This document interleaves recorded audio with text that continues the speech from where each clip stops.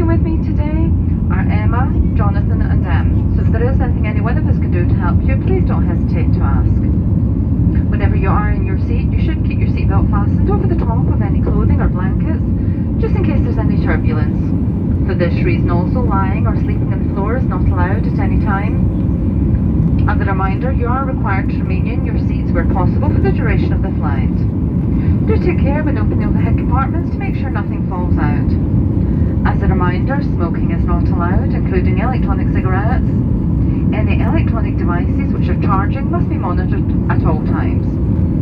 You'll find some important safety information on the back of your digital copy of Shop magazine, and would recommend you take the time to read this.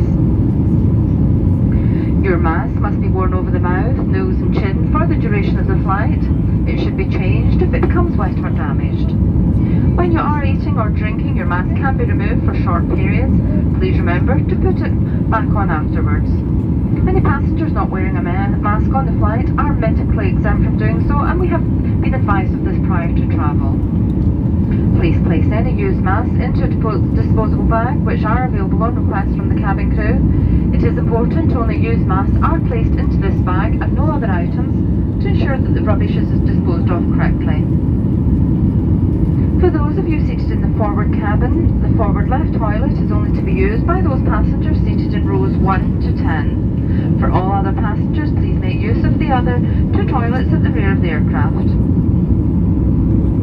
As a result of the outbreak of COVID-19, the public health authorities recommend that everyone should ensure they wear face masks throughout the flight and until you leave the airport after landing.